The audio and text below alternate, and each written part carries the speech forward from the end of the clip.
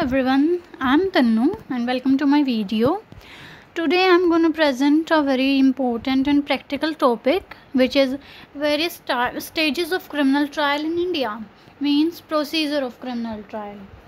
So it is a very important topic for law students and exam point of view also.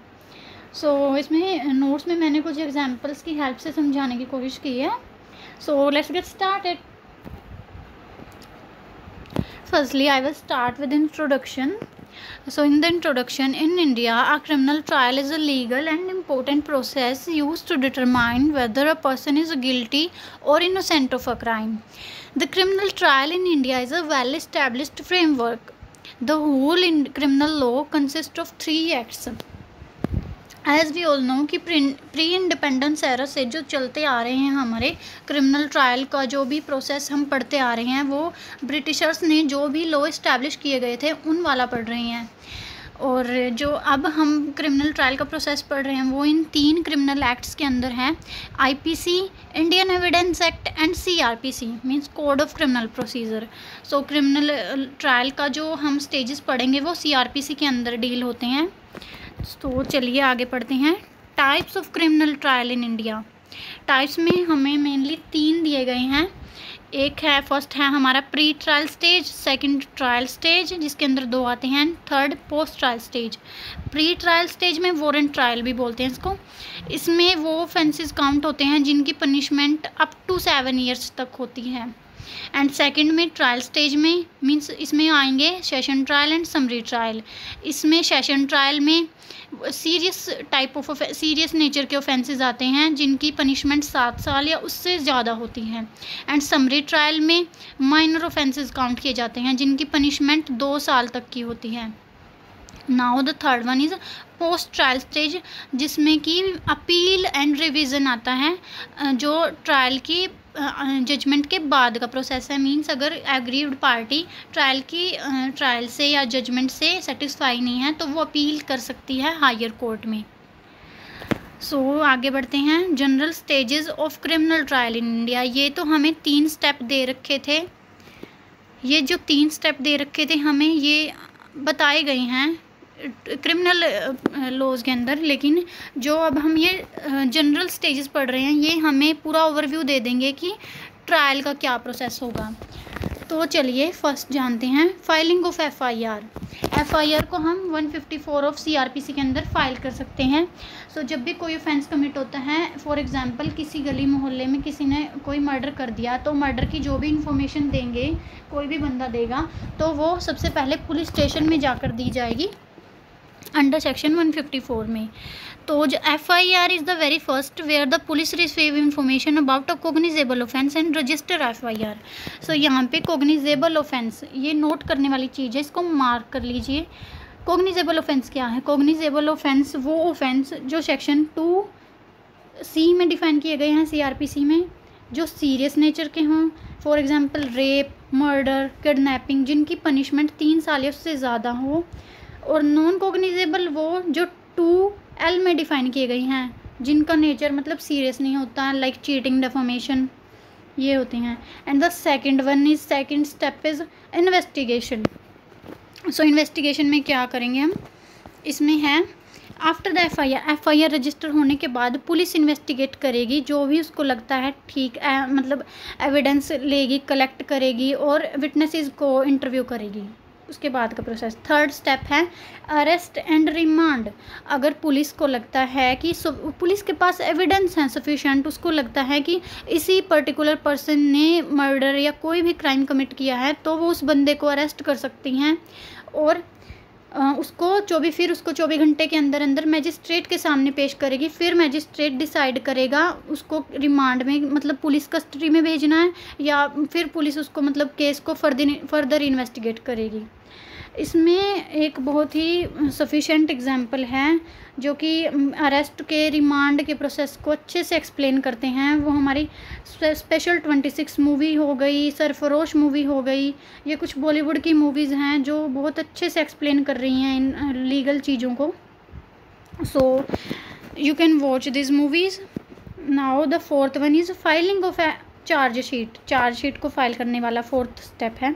After completing the investigation police submit करेगी chargesheet को हम 3rd report, चालान, police report भी बोलते हैं। और ये chargesheet में क्या क्या इंक्लूड होगा, ऑफेंस, उसका नेचर या फिर एक्यूज़ की सारी इन्फॉर्मेशन, सब कुछ इसमें जो भी एविडेंस कलेक्ट किए हैं वो सब कुछ इसमें इंक्लूड किया जाएगा। Now the 5th step is framing of charge. इस प्रोसेस के बाद कोर्ट एग्जामिन करेगी चार्जशीट को। एग्जामिन करने के बाद कोर्ट चार्जेस को फ्रेम करेगी जो कि एक्यूज़ के लिए ठीक लगते हैं कोर्ट को। Accuse is informed about the charges and उसको मतलब कोर्ट क्या करेगी, कोर्ट एक्यूज़ को भी इन्फॉर्म करेगी कि उसके खिलाफ़ ये चार्जेस लगाए जा रहे हैं। और उसको इसमें 2 स्टेप्स आएंगे, एक तो plead guilty and next one is continue करे या फिर वो ट्रायल के साथ। हाँ, तो अगर कोर्ट उसको बताएगी और बताने के बाद या तो वो खुद को गिल्टी प्लीड कर ले, मान ले कि ऑफेंस उसी ने किया है, या फिर वो ट्रायल के साथ कंटिन्यू करे। एग्जाम्पल है इसमें कि रुस्तम मूवी है जो हमारी, सब जानते ही होंगे कि रुस्तम मूवी हमारे KM Nanavati versus state of Maharashtra के केस पर बेस्ड है। पूरा का पूरा वही केस है इस मूवी में डिस्क्राइब किया गया है। So this movie show the part framing of charges against accuse, जो कि नेवी ऑफिसर है उसके अगेंस्ट है, वो बता रही है, बहुत अच्छे तरीके से बता रही है। Now the 6th one is examination and cross examination. So the trial is conducted before a judge in a court of law. In this prosecution and defense counsel के पास पूरा right है, prosecution और defense counsel के पास, कि वो अपने witnesses को examine या cross examine कर सकते हैं। So the next one 7th is judgment.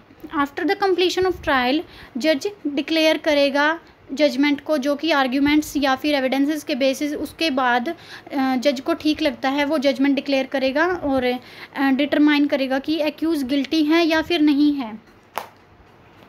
8th one is sentencing.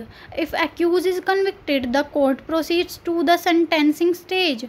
The judge determines the appropriate punishment based on the nature of the offence. For instance, in a case of robbery, judge may sentence the convicted person to imprisonment for a specific period. जज की discretionary power है, या फिर जो भी robbery का nature होगा उस ऑफेंस का, उसके बेस पर जज अपने सूझबूझ से उसको पनिशमेंट दे सकता है, सेंटेंसिंग दे सकता है।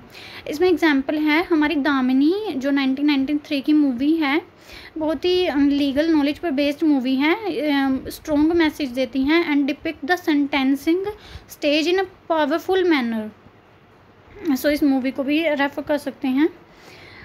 9th one is appeal. After the judgement and sentencing the convicted person may file an appeal in a higher court if they believe that there were errors in the trial or the judgment. ये 9th है। Post trial stage वाला हमारा ये है appeal वाला, कि अगर accused या फिर प्रोसिक्यूशन को लगता है कि ट्रायल ठीक नहीं था या फिर फॉल्ट था तो वो अपील कर सकते हैं हायर कोर्ट में।